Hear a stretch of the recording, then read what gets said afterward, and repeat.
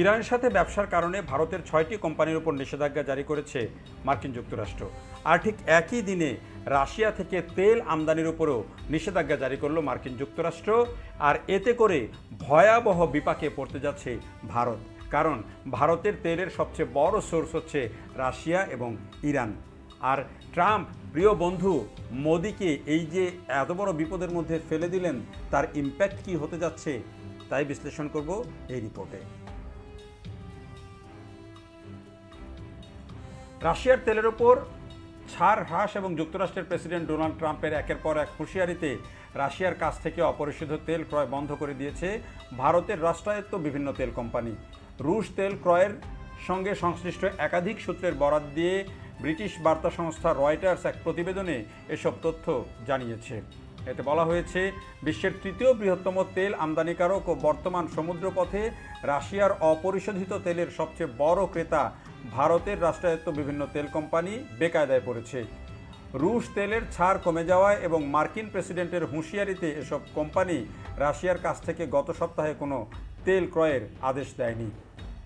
ভারতের রাষ্ট্রীয় মালিকানাধীন 4টি প্রধান তেল পরিশোধন company Indian oil corporation, Hindustan petroleum corporation, Bharat petroleum corporation এবং ম্যাঙ্গালোর রিফাইনারি অ্যান্ড পেট্রোকেমিক্যাল গত এক সপ্তাহে রাশিয়ার তেলের কোনো ক্রয়াদেশ দেয়নি।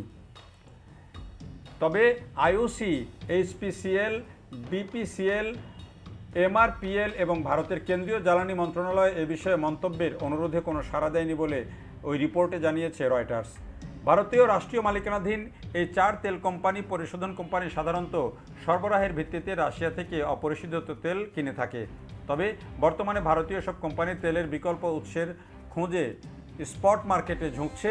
বিশেষ করে মধ্যপ্রাচ্যের আবুধাবির মুরবান ক্রুড ও পশ্চিম আফ্রিকার তেল ক্রয়ের বিষয়ে চিন্তাভাবনা করছে ভারত। ভারতের বিভিন্ন তেল কোম্পানির তেল পরিশোধনের ক্ষমতা দৈনিক প্রায় 52 লাখ ব্যারেল।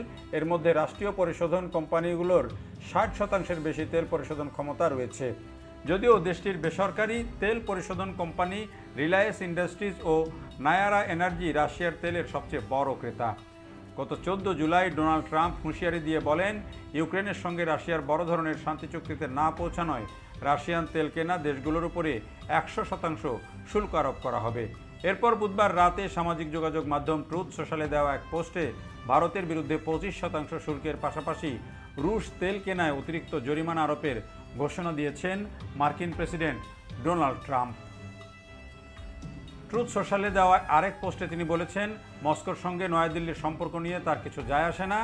এই দুই দেশ চাইলে একসঙ্গে তাদের মরা অর্থনীতি ধ্বংস করতেই পারে। ট্রাম্প বলেন, ভারত রাশিয়ার সঙ্গে কি করছে তাতে আমার কিছু যায় আসে না। চাইলে তারা একসঙ্গে নিজেদের মৃত অর্থনীতি ডুবিয়ে দিতে পারে। আমরা ভারতের সঙ্গে খুব সামান্য ব্যবসা করি। তাদের শুল্ক হার অনেক বেশি, বিশ্বের মধ্যে সবচেয়ে বেশি শুল্ক আরোপকারী দেশের একটি। একইভাবে রাশিয়ার সঙ্গেও যুক্তরাষ্ট্রের তেমন কোনো বাণিজ্য নেই। আমি চাই এই অবস্থায় থাকুক।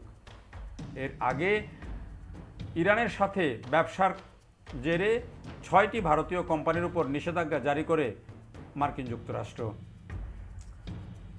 এই নিষেধাজ্ঞার ফলে যুক্তরাষ্ট্রে বা মার্কিন নাগরিকদের নিয়ন্ত্রণাধীন যে কোনো স্থানে এসব কোম্পানির সম্পদ ও স্বার্থ ব্লক বা জব্দ থাকবে। এক প্রতিবেদনে এই তথ্য জানিয়েছে ভারতীয় সংবাদ মাধ্যম এনডিটিভি। ইরানের পেট্রোলিয়াম ও পেট্রোকেমিক্যাল কোম্পানি পণ্য বেচাকেনায় জড়িত থাকার অভিযোগে 6টি ভারতীয় কোম্পানির উপর নিষেধাজ্ঞা দিয়েছে যুক্তরাষ্ট্র। মার্কিন পররাষ্ট্র দপ্তরের দাবি, এসব লেনদেন মার্কিন নির্বাহী আদেশ 13,846 অনুযায়ী নিষিদ্ধ। কারণ ইরান সরকার এই আয়ের মাধ্যমে মধ্যপ্রাচ্যে সংঘাত উস্কে দিচ্ছে, সন্ত্রাসবাদে অর্থ যোগাচ্ছে এবং নিজ দেশের জনগণকে দমন করছে। স্থানীয় সময় এক ইরানি শাসক গোষ্ঠী মধ্যপ্রাচ্যে সহিংসতা উস্কে দিতে তাদের তেল বিক্রি থেকে উপার্জিত রাজস্ব ব্যবহার করছে বলেও অভিযোগ। আজকের এই পদক্ষেপের মাধ্যমে আমরা সেই অর্থ প্রবাহ বন্ধের চেষ্টা করছি যা তারা বিদেশ সন্ত্রাসবাদে অর্থায়ন ও দেশের জনগণের উপর দমনপীড়নে ব্যবহার করছে, এমন কথা বলেছেন মার্কিন পররাষ্ট্র দপ্তরের একজন মুখপাত্র।